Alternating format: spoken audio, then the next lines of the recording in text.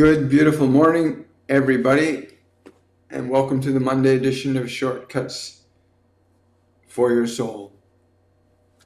Today I have with me the energy of Archangel Metatron, who wants to talk about how science and medicine are on a collision course with God. And it's not as scary as it sounds. It's more like, drops of water falling into the ocean. We're going to give everybody a chance to get on here and join us. Welcome, Facebook, YouTube, and TikTok. Yeah, this is a brand new day, unlike any other day. So I have with me the energy of Archangel Metatron, who, it's very interesting because things come to me in the environment. I get messages, and not just coming from the inside, but I get messages from the outside that I'm told to pay attention to. Recently, Google just revealed that they've now created the very first quantum chip. And I watched a little program on it about how this quantum chip is literally going to open the doorway to being able to perceive,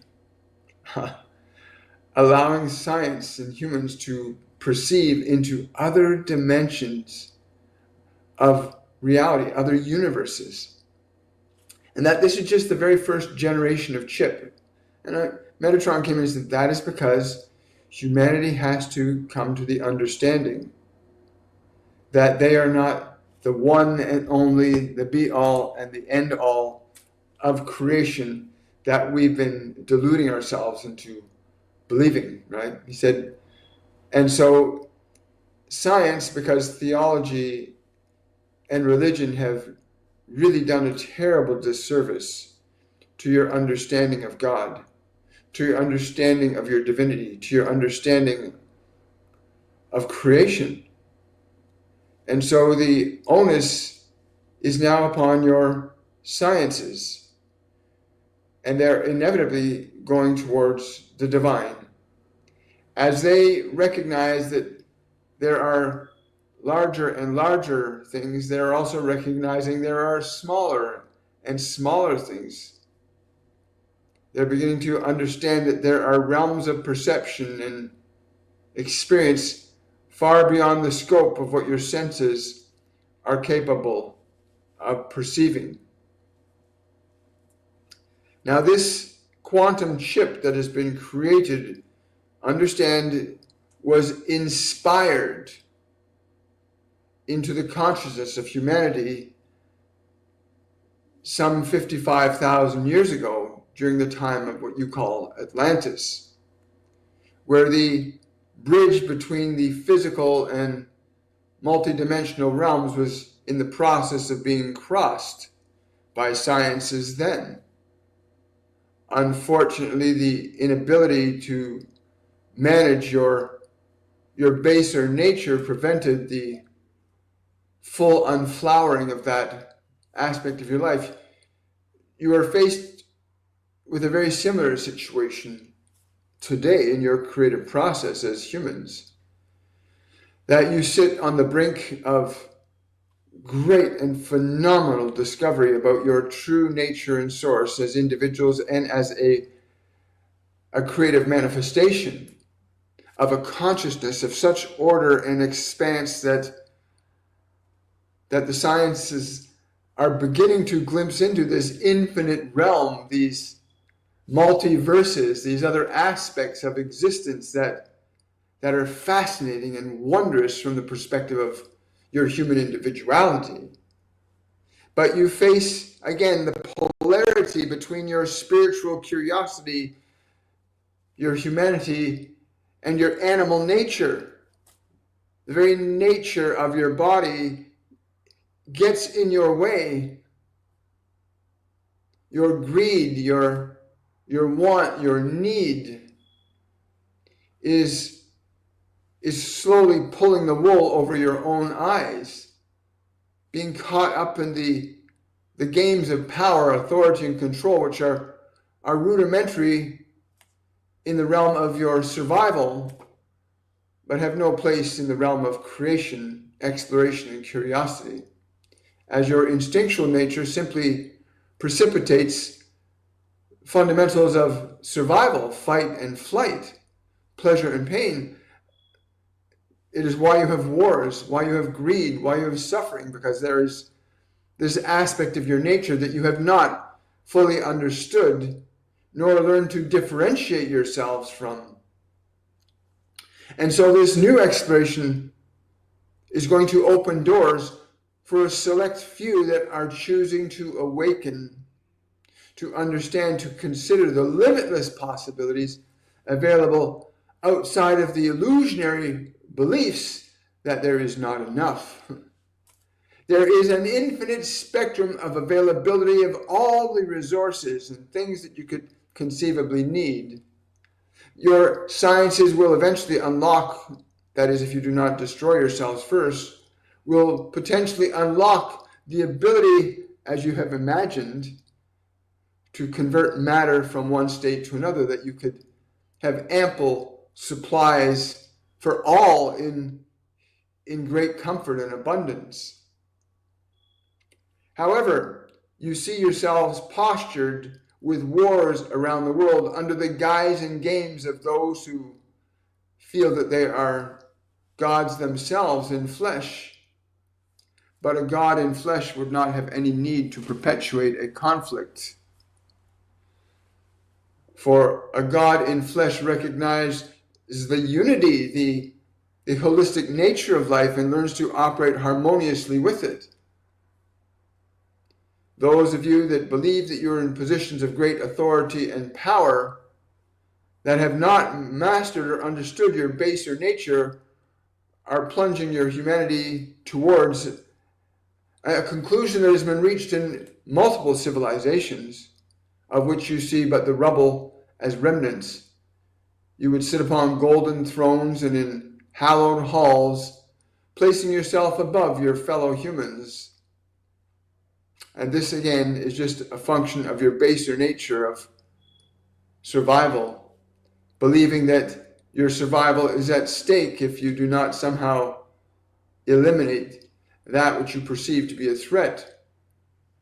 And yet it is at your disposal to provide the knowledge, the wisdom, and the education necessary to elevate all of you to a state of perception that would allow the entirety of humanity to step forward into this realm of God, the realm of the divine, the realm of the infinite,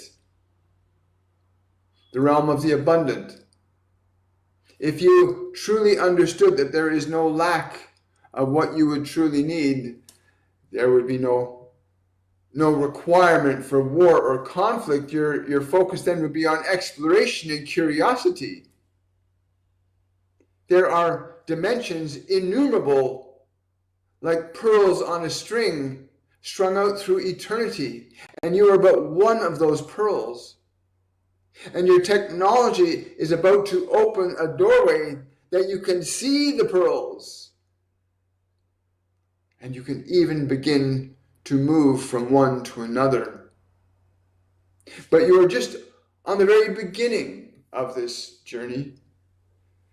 Your quantum sciences have begun to unlock those doors, leading them, your scientists that is, to an inevitable collision with the divine, with that all-powerful, all-knowing intelligence.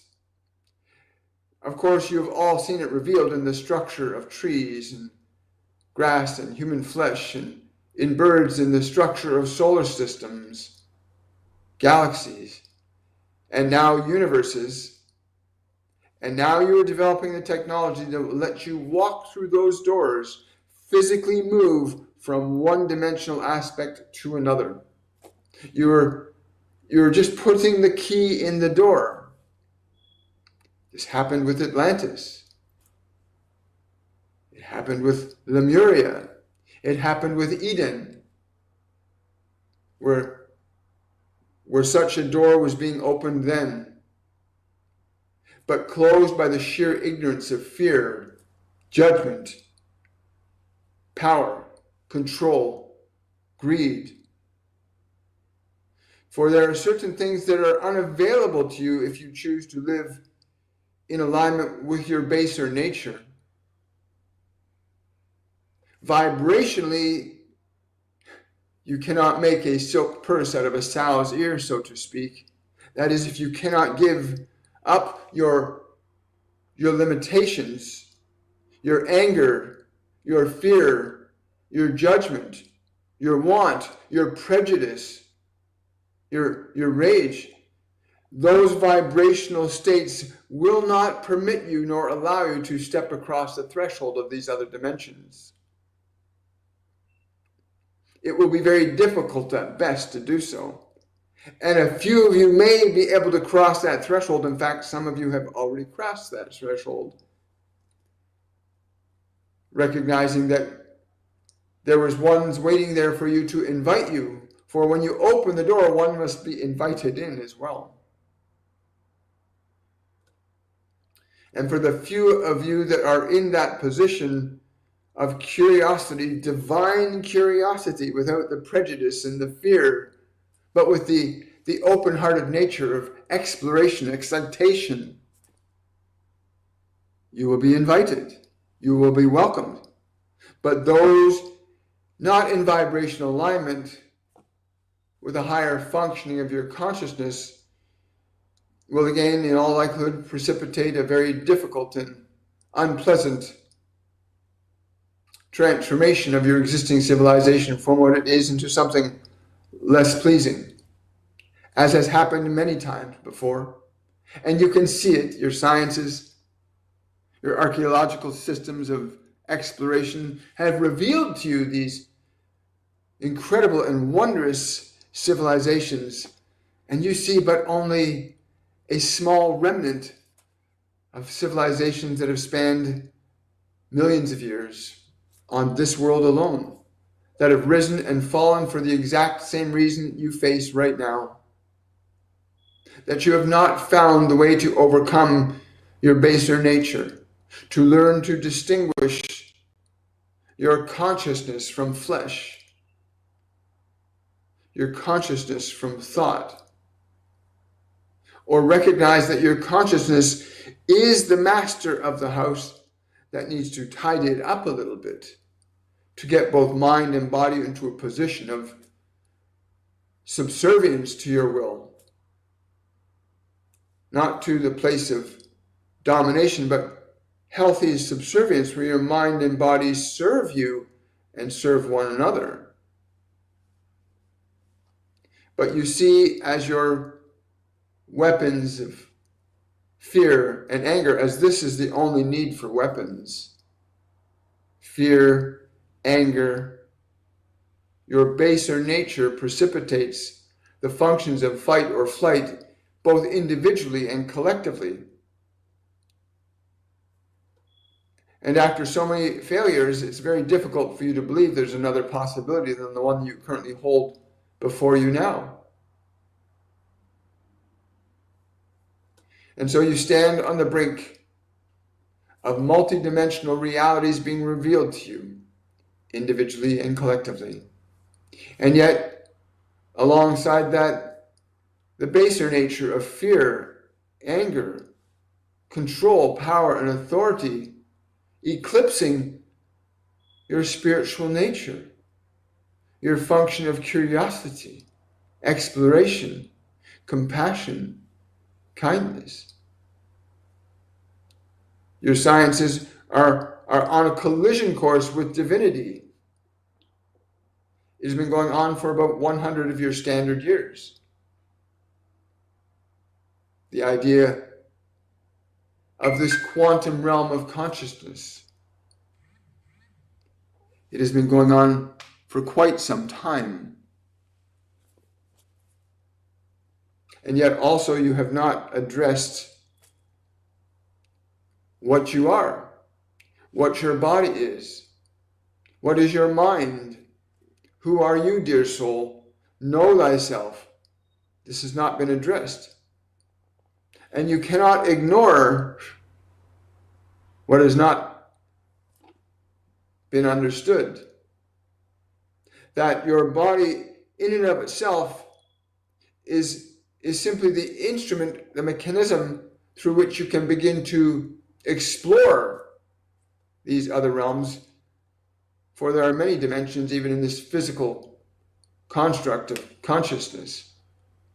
If you understand, and your sciences do understand variations in frequency, then you would understand concepts such as phase shift or dimensional realms being just outside the perceptual apparatus of your own 5 physical senses, that you coexist in an infinite spectrum of a divine community that spans eternity. You exist alongside many, many civilizations.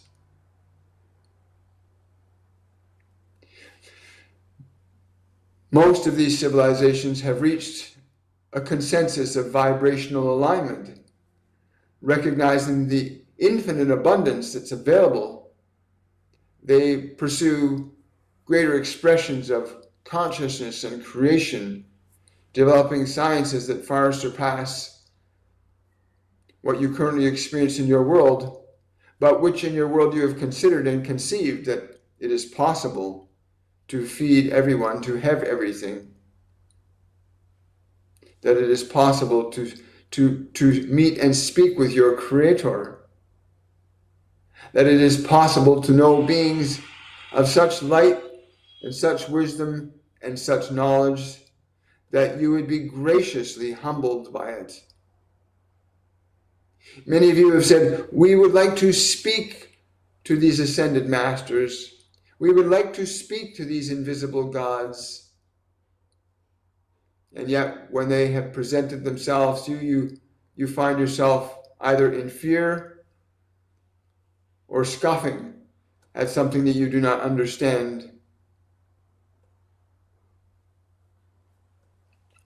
And so the first key has now been given to you, this function of quantum computing that far exceeds anything that exists that is available to your general population. There are realms of quantum computing that is in the hands of a scant few in this world.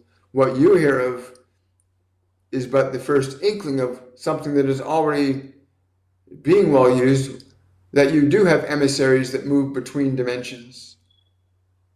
You do have emissaries that move between dimensions, but there must be a human consensus. That is, you must collectively get into a state of love, of your divinity. You must be willing to surrender your baser nature, individually and collectively. The process of elimination, which is something we've observed, that this process of elimination, of removing from the human family those that seem to be biologically or psychologically incapable of moving themselves according to the dictates of a few that believe that a vast majority of your population are unfit to be able to make the necessary adjustments to join this movement forward in consciousness. And I would say to you that that is not true, that at your disposal are all the mechanisms of wisdom, knowledge, and truth by which you may begin to induce functional and fundamental changes in your consciousness of each and every individual.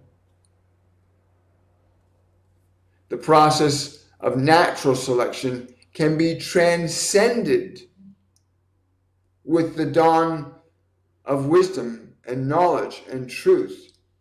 Natural selection is only designed for the baser nature, that is, of the physical dimension, the animals, the trees, the birds, the physical aspects that cannot operate outside the confines of their own existing conditions. Processes such as adaptation.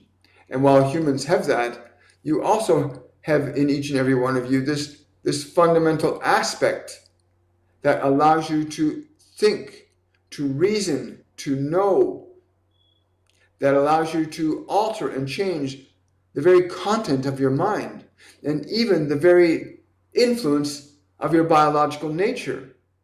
Each and every human being is born with the potential to have authority over both mind and body. And those of you that have already cultivated such understanding and knowledge and authority, it is given to you to articulate that knowledge and truth to those that do not have it. It was not a gift for some at the expense of the many. It was a gift provided to some for the many. You have this option before you to do this, and even those that you would say are of the lowest of the low of humans, even they have in them the same faculty of perception that can be stimulated into awareness and awakening. Your existing mechanisms of education provide an already established structure by which you can interject and introduce ideas, considerations that would awaken the consciousness of those individuals to recognize that they are not merely just a physical body with the impulses of reproduction being the primary governance of their behavior, that they can recognize that there is a distinction between the functions of biology, the functions of mind, and the awareness that is the soul. That you have this capacity to interject this into your collective consciousness. You've elected to do as was done before in other civilizations, to eradicate rather than place in the necessary effort to offer wisdom, knowledge, and truth to those that do not have it, but whom would receive it if you gave them the opportunity. Rather, you have defaulted to the idea of, well, let us just get rid of those that do not see things as the way we see things. And then we can just go on merrily on our way. Let us assure you that Atlantis and the councils of Atlantis, Lemuria and the councils of Lemuria, learned the same hard lesson, and their societies failed. You cannot do unto others without the repercussions of effects coming back upon yourselves. The statement, do unto others as you would have done unto you, is a universal law that says you cannot initiate a cause without incurring an effect. And so you want to know why so many civilizations have risen and fallen. For the very same reason that yours stands on the precipice of doing the same thing. There are some amongst you that believe that the fate of your planet is determined in the rhythmical cycles of the sun. And that is partly true. But this is only partly true because the consideration of how your species and your consciousness interacts with time, space, and matter, including the sun, has a role in the events and eventualities that could or could not happen. That environment reacts and responds to your energy as equally as your energy will respond and react to environment. In other words, if you are in your states of anger and fear, then your environment will begin to precipitate and react and respond in response to that. As equally as environment and conditions of environment will react and respond to your conditions of love, compassion, and kindness. You cannot have an effect without a cause. It is impossible. And the function of your consciousness has a far greater influence over time, space, and matter than is generally known.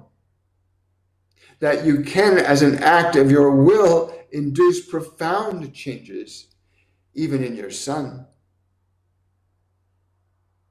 Your sciences have created such technologies as you would call HARP, where they can orchestrate and manipulate the electromagnetic frequencies of your magnetic field, of course, in an attempt to try and stabilize it from the inevitable results that may occur because you are collectively in a very low vibrational state.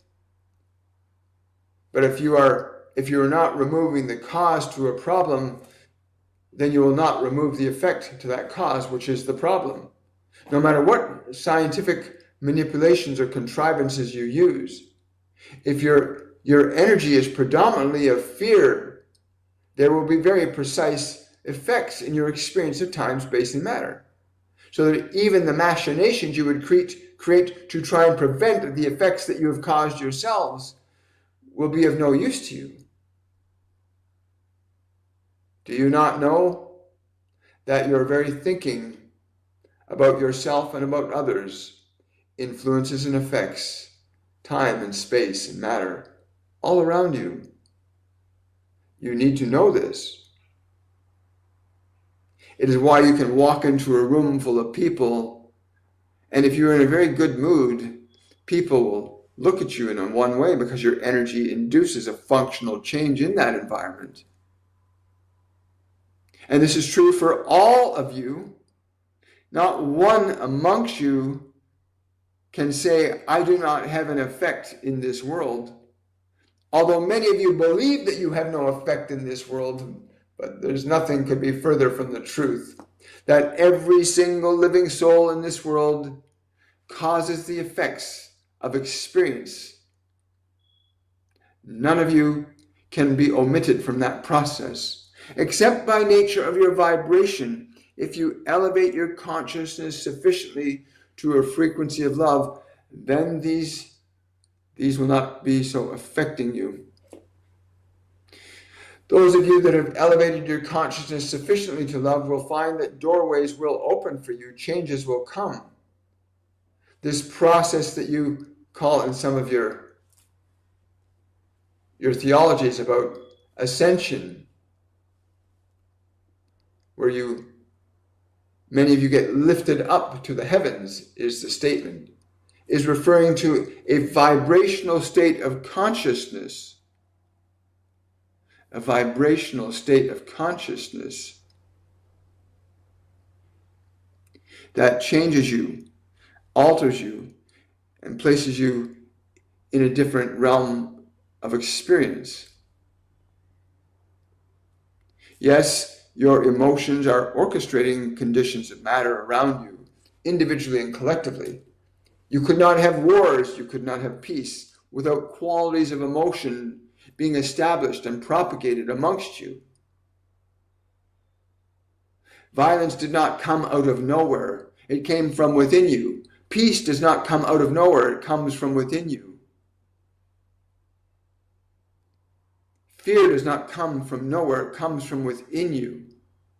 Love does not come out of nowhere. It comes from within you. And the way in which these emotional elements of your creative consciousness work is very exacting and precise in how it orchestrates structures of time, space, matter, and experience. Qualities of emotion orchestrate time, space, and matter. And this is something you must come to understand and learn to make a clear distinction between your physical body, its compulsions and impulses, your mind and how that interacts with those compulsions, and how you as the soul have the capacity to no longer be subjugated to the compulsions of the body or the erroneous thinking in the mind or the destructiveness of either. For the function of survival necessitates such things as fight and flight. And if you do not understand this, then it will be very difficult for you to get out of it. You are orchestrating things from the smallest of particles perceivable to your sciences, to even the realm of this planet. Look around you at your great cities that are products and effects of the transformative nature of your creative consciousness, able to restructure and reorchestrate time, space, and matter through the vehicle of the body. And so you function creatively in time and space through matter. You all do. There's no exception.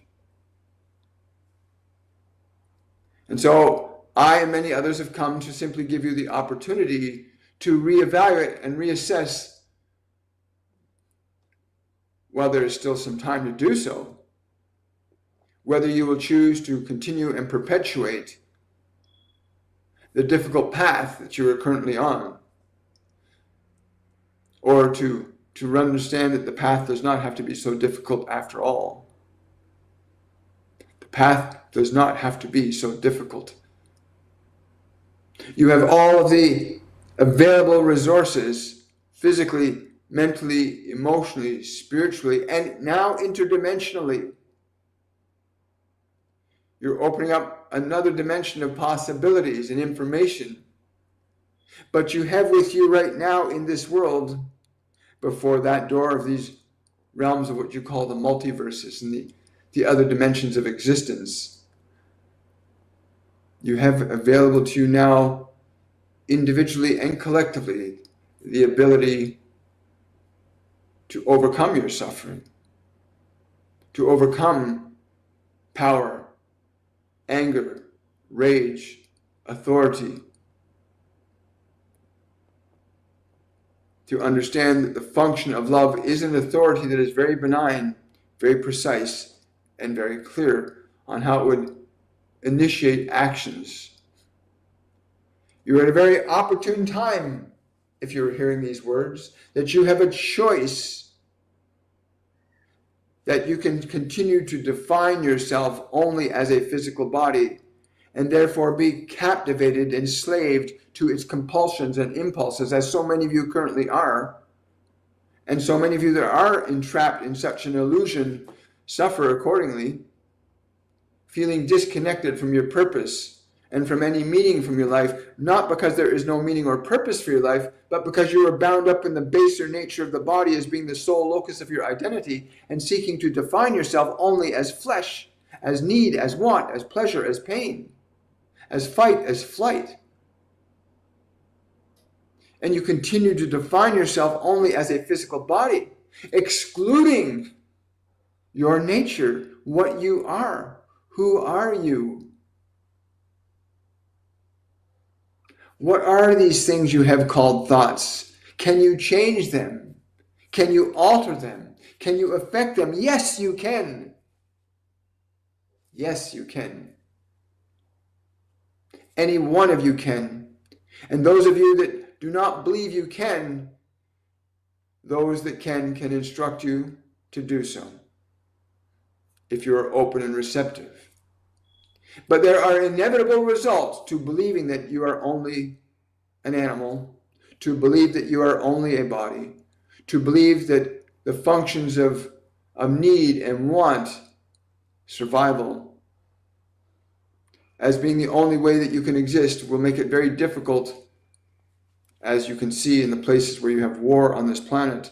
These are functions of the survival nature played out in front of you to evaluate. Is this what we want to do? For the statement, the wages of sin are death, can be easily translated into the wages of ignorance is death. That you need to learn to make a clear distinction between what you are as a sentient being that has descended into matter and the matter into which you've descended, and how it works and operates. Many of you define yourself only by the pleasure of your senses, believing that if you get pleasure in your senses, then things will be okay. But then that pleasure goes away, and now you are not okay. If you continue to define yourself only on the basis of what feels good or does not feel good from the perspective of your body, then you will have war, and you will have death, and you will have poverty, and you have power, and you have control, and you have authority that is of no good to you, individually or collectively.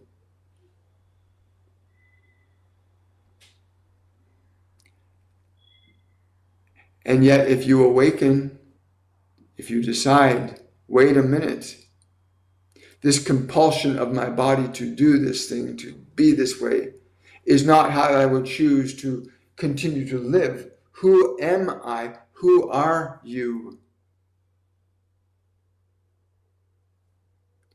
Your thoughts are not you.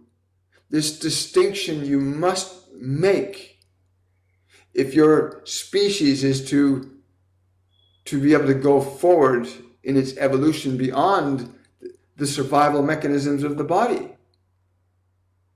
You must come to a place where you begin to evaluate who you truly are, not who you've been taught to believe you are. But that requires what is happening right now called awakening, ascension.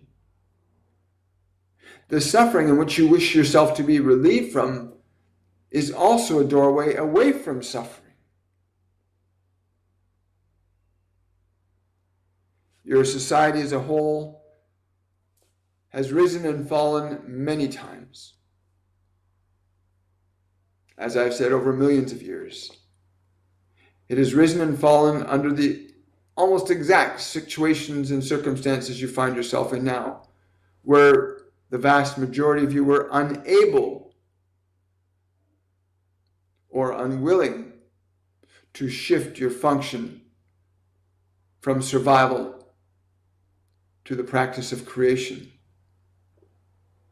Electing to choose the pleasure of your senses as being the only way that you can perceive yourself as experiencing something good or meaningful in your life. And there is nothing wrong with the pleasure of your senses, but when they dominate your good sense, when you think that what your neighbors has, you should take it because it would make you feel better, this is not good.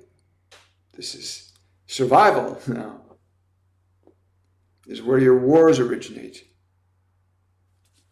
where your evil originates, where your darkness originates.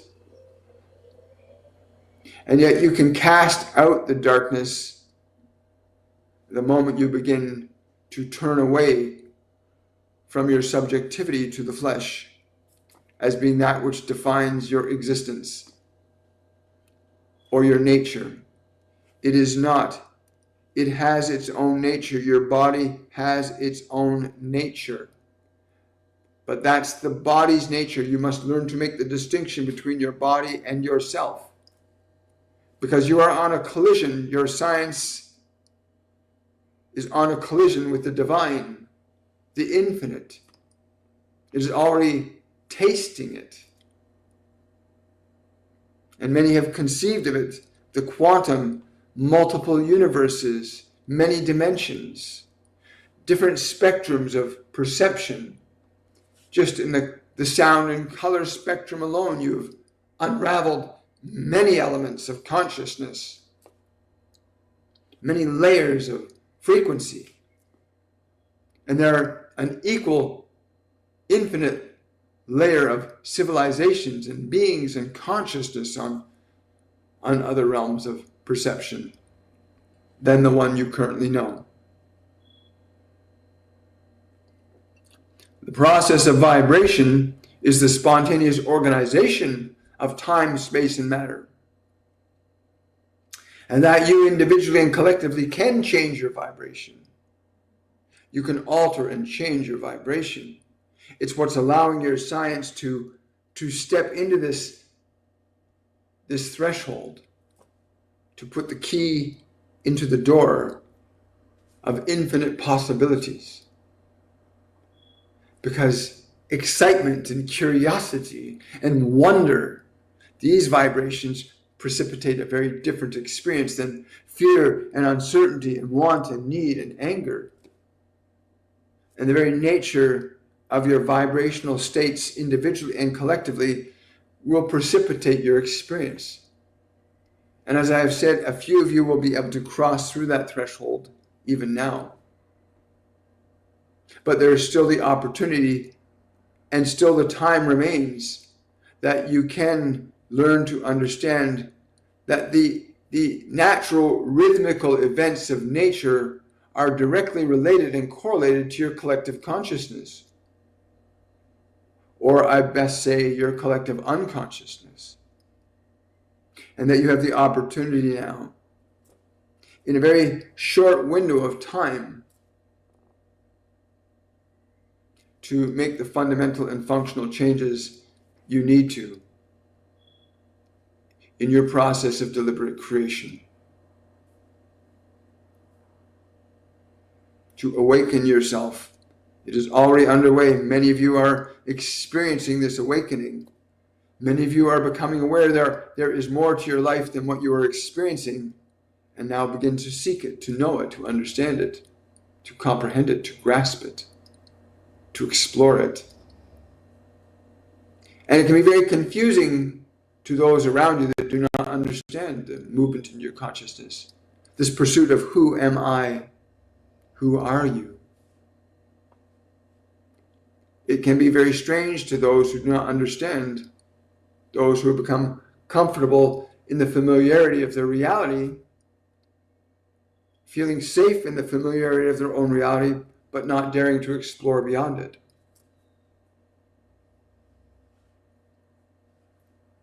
You still have time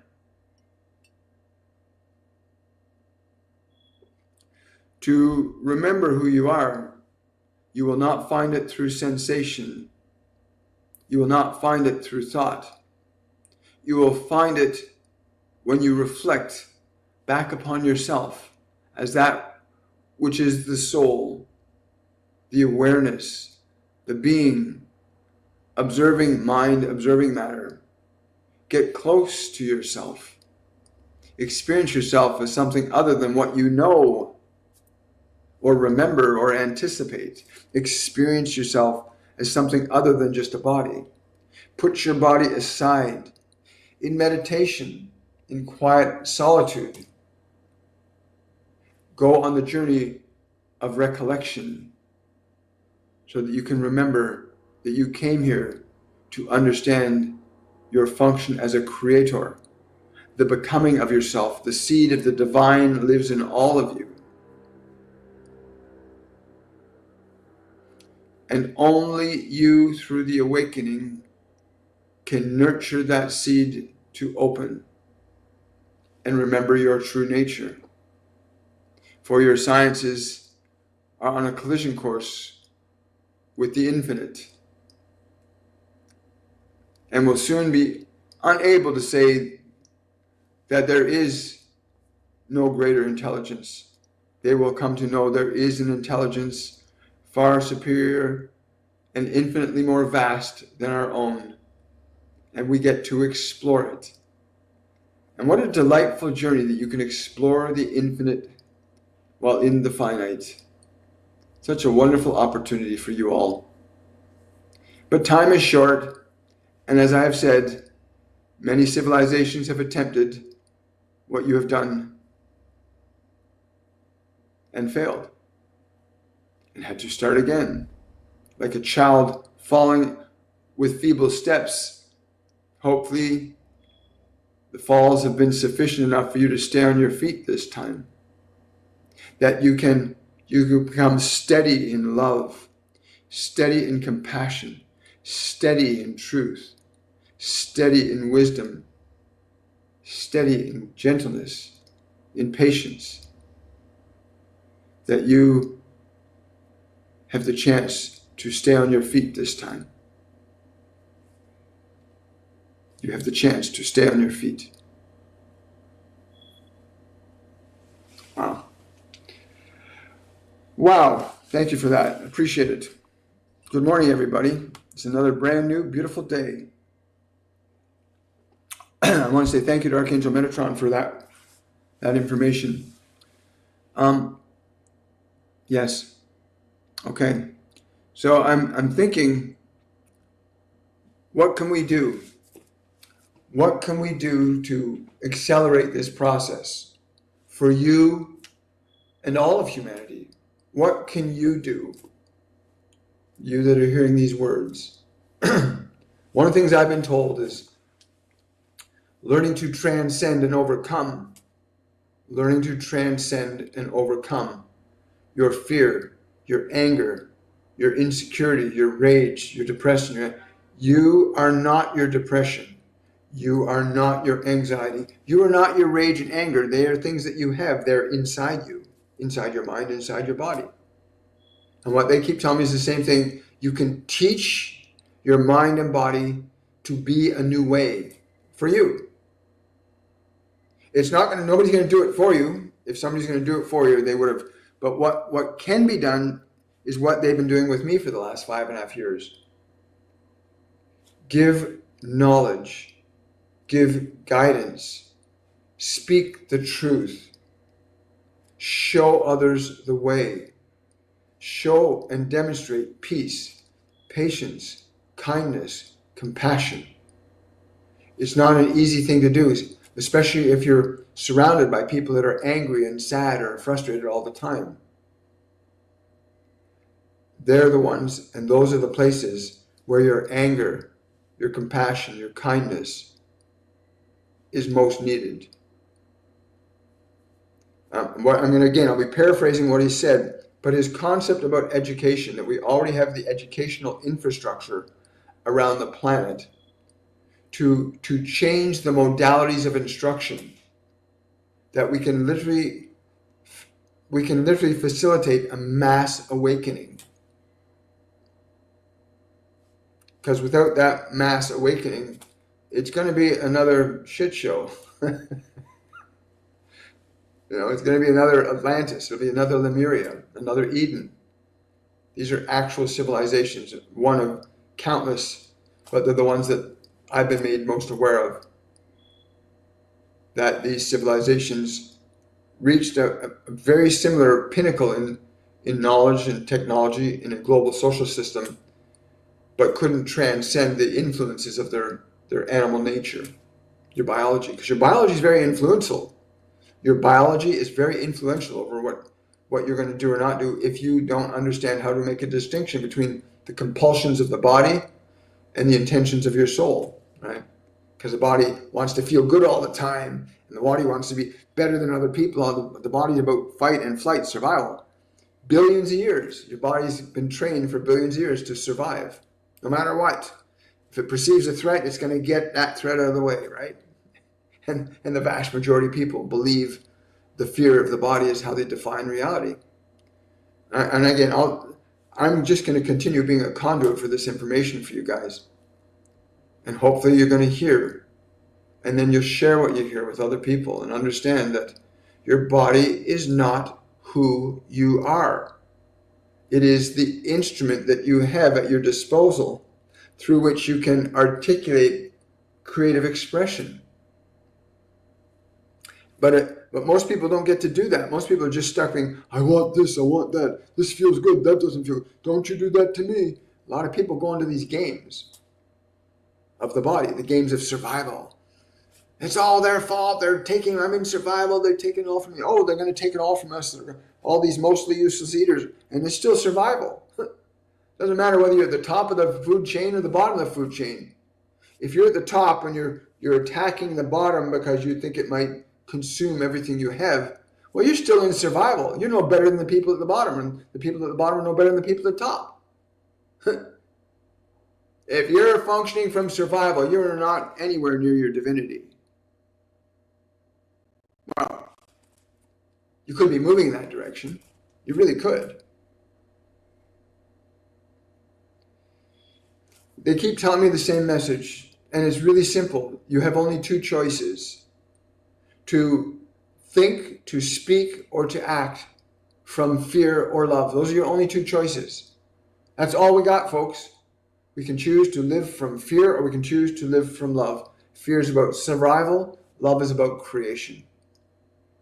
That's it. So it can't be made any simpler than that.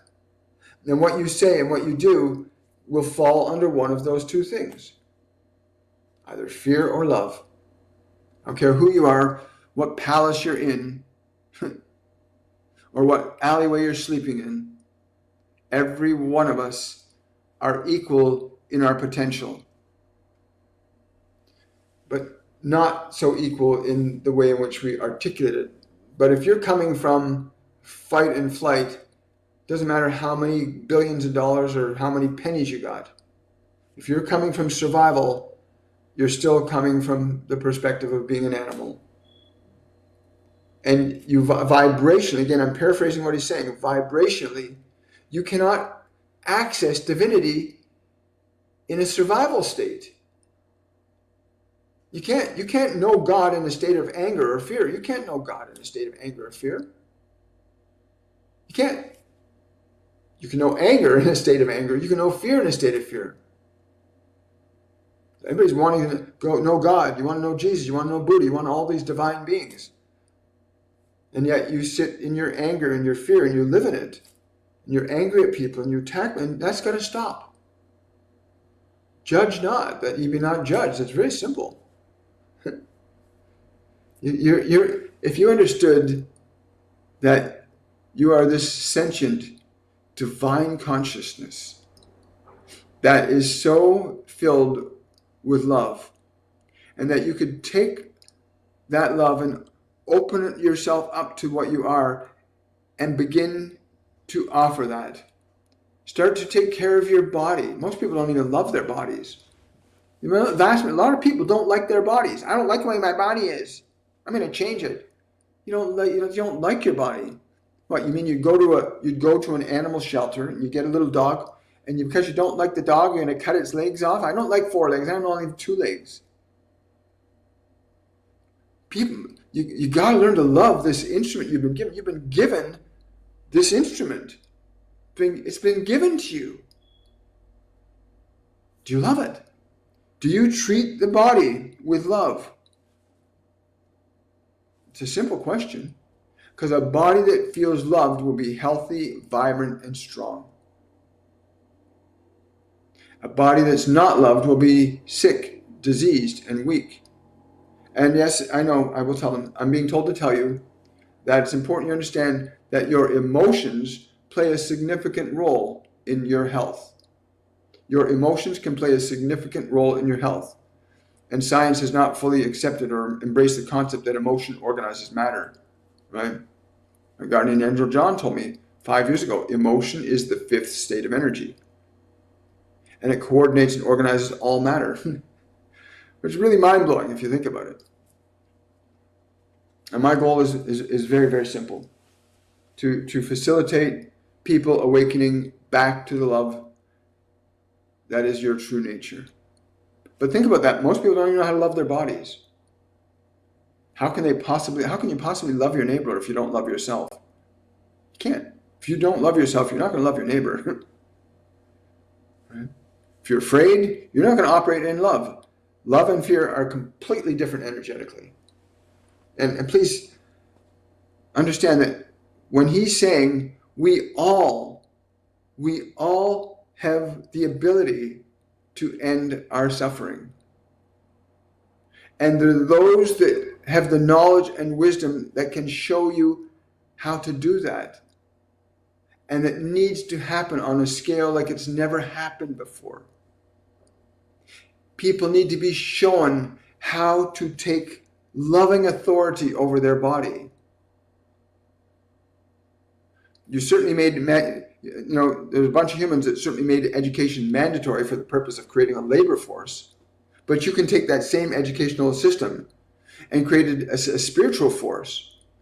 You could use the existing educational system and start to teach people how to honor and cherish their bodies. Back in the 50s it was done. People were gymnasium and were taught exercise and value the body, eat properly. They don't do that now. So what he said about the mechanisms being in place that we can literally shift our whole species from fear to love, that's possible. Like, it's literally possible right now. We can shift humanity from fear to love. And it's beginning to happen. It's beginning to happen. We're beginning to see signs in the world that this self-deprecating behavior of humanity is being challenged, where we don't respect ourselves, or we don't respect our neighbors, or we don't do things that we know to be right. Anyway, I'm sorry I'm going on a bit about myself, but I wanted to say thank you guys for coming out today. I really, really appreciate it. You can learn to tap into and tune into your guides, your angels, ascended masters, even your loved ones that have left this physical dimension. When you leave this physical dimension, you step into a different perceptual reality. that you get to know and realize things that you can't know and realize in the flesh unless you do the work to open up those pathways of perception while you're in the body.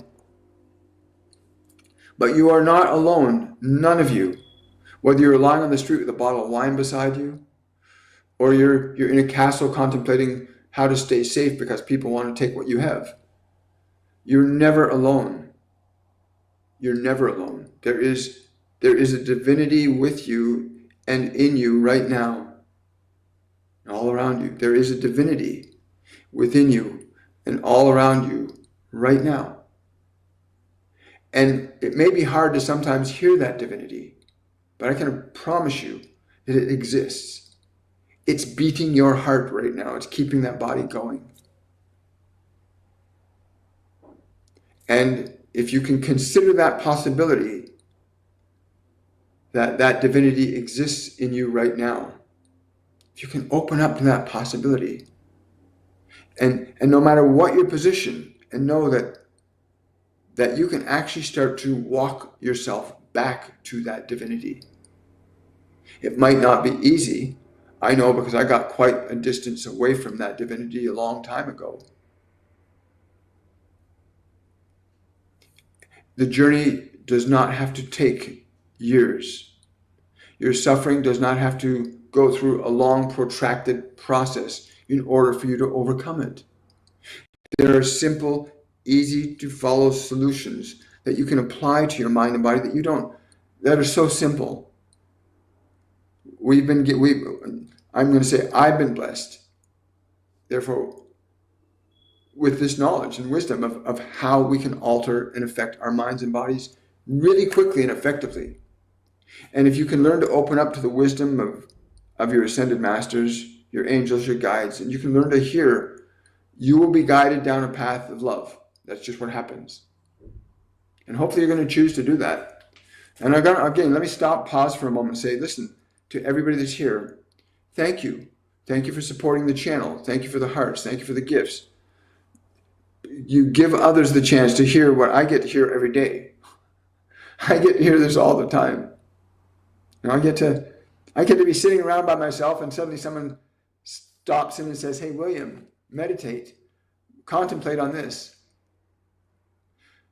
Every day I get to experience that now, where there is intelligence around me and within me that talks to me. And it will talk to you. The whole idea of prayer is based in that fundamental realism that you can, prayer is not just about what you say. Prayer is learning to hear. And as sure as God made little green apples, I will put the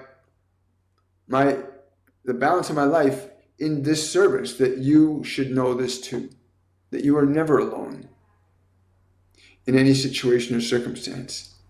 And that once humanity shifts itself from survival consciousness to love consciousness, wow.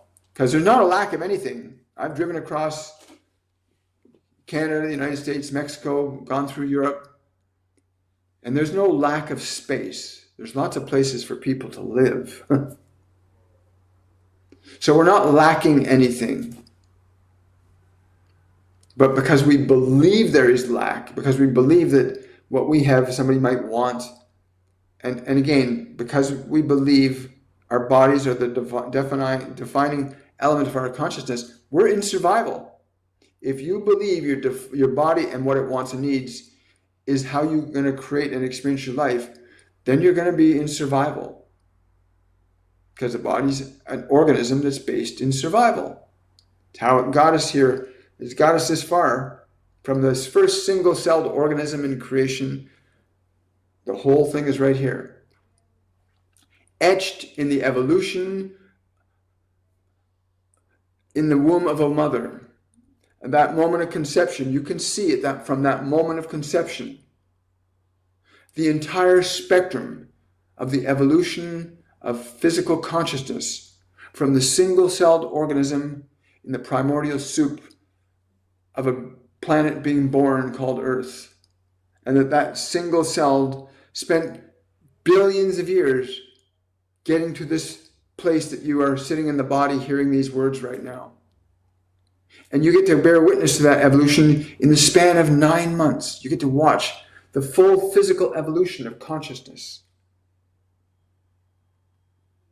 From the moment of conception to the birth of a child. You get to see billions of years of evolution happen in 9 months. And so you have that body that you're in right now. But it's not who you are. It's the instrument that survived these billions of years for you to exist here and now, to understand and comprehend who you are. You're not your body. You're not your thoughts. You're not your memories. You're not even what you anticipate. And all these elements have their value: memories, thoughts, emotions, anticipations. They have their place, but they're not who you are. And when you start to consider who you are outside of all of what you've been taught to think, feel, and believe, you start to contemplate, who am I? What is this I that I am? I can see my thoughts. I can remember my memories. I can observe possibilities in my life. I can be aware of the body, but I'm not that. I'm aware of them. Awareness precipitates that there's something observing and something observed, right? J. Krishnamurti talked about that, the observer and the observed. You are a soul. And the purpose of this time is awakening, to awaken yourself to who and what you really are. And then to utilize mind and body in the execution of the creative process that you came here to display. That's why you're here. To apply the creative process of creation through mind and body. To bear witness, and we've seen it. We've seen it in all the things that men have made, right? That we've made. When I say men, I mean humanity. Okay? Because some of you got silly notions in your mind that there's something wrong with saying man in reference to people in general. There's nothing wrong with it. It's a silly notion. But things like that mug and this, the shape of this glass, cities, skyscrapers, now rocket ships.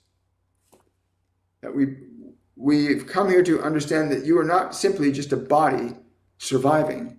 You are a divine entity in the process of learning the practice and execution of the act of creation. The same thing that the Creator, what people call God, demonstrated when He created life. Because life didn't come from nothing, it came from something. You can't get something from nothing. Buddha argues with me sometimes about that when he says, you have to be in a state of nothingness to know everything. It's a very interesting communication we have. But that place of consciousness where you are not your mind, you're not your body, you are a soul, spirit of universal light. Very fascinating consideration, isn't it? And that you can learn to apply that. Let's see if I can take a few questions today. Hi, everybody. Hi, Claudia. We got some new people here. Good morning. Hi. That goes deep for me. This is wonderful. Wonderful. Hi.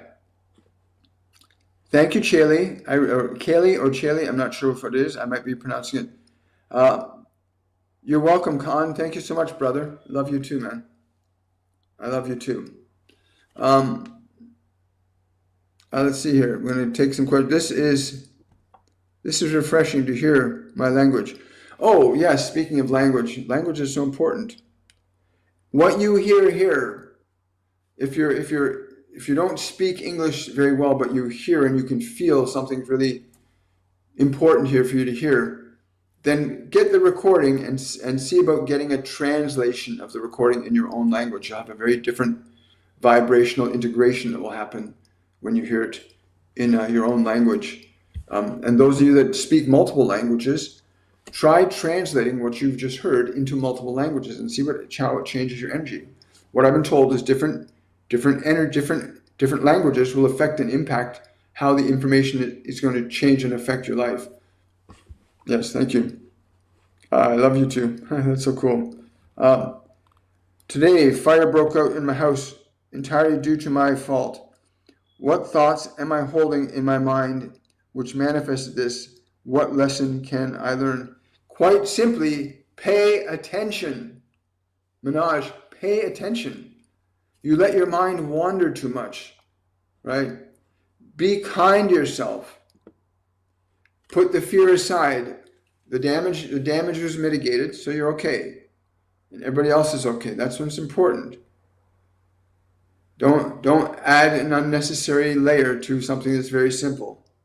Stay focused on what you're doing in the present moment, okay? This is what happens to a lot of people. You're doing something and let your mind wander. You know, maybe you're thinking about Mary Beth or John or whoever you're thinking about. Keep your mind focused in the present moment. That won't ever happen again. I'm being told to tell you the fire in your soul must awaken. You must awaken. You must awaken if you are seeking an alternate understanding of why you would precipitate this intense event. It is because you need to awaken the spirit of fire inside yourself. That is the fire of the divine. You know, Moses called it the burning bush, right? You want to spend time meditating today, Manoj, and go up the mountain. Step out of your mind, step out of your fears, step away from the body. Go into a place and encounter that illumination, that fire inside yourself. Like, really, nothing happens by chance, right? Nothing happens by chance. And that's why you ask that question, right? Go inside and find the fire of God within you. It exists in everybody. The fire of God is beating your heart right now. The fire of God digests your food. There's an intelligence in there that knows how to take an apple and turn it into blood and skin and bone. And no scientist, if I gave a scientist an apple, he couldn't make it into a kidney cell or a liver cell or a muscle cell. But there's an intelligence in you that does that right now. So go do it. Go do that today. Look for God within. Seriously. Thank you so much for that. Thank you for that super chat. I do appreciate it. And thank you too, Dr. Tim. I appreciate the super sticker. All is love and transformation. Forgive all as only love is real. That's true. That's very true. Hello, Heather. Good to see you. It's been a while, darling. Good to have you around. Well, I don't see much going on there. And I think we're finished with the transmission. I'll be back on the Wednesday edition of Shortcuts for Soul. If you have a question that was not answered, please use the Linktree link in my bio on my TikTok page or under any one of my live videos on my YouTube channel. Use the Linktree link. You can book a reading with me. You can sign up for our upcoming masterclasses. You can get a single question answered by a small donation, and you'll support the channel at the same time. And remember, please like this video if you've got something from it. If you are watching the recording, please like it, subscribe it, share this information with other people. Again, I want to say gratitude to Archangel Metatron for coming in today, and to all of you for coming out and sharing your energy, your love, your compassion, your kindness, and your patience. And more importantly, take this into your heart. Take this understanding that it's time to get out of survival mode and back into creation mode. And I wish you all much love, and I'll have a wonderful time with you guys on Wednesday at 10 a.m. on Shortcuts for Your Soul, Eastern Standard Time. Bye, everybody. Take care. And thank you, Kathy. I really appreciate your support, and everybody else on TikTok for the little hearts and all those wonderful things that help the algorithm propagate this out to more people. Take good care, everybody. Bye for now.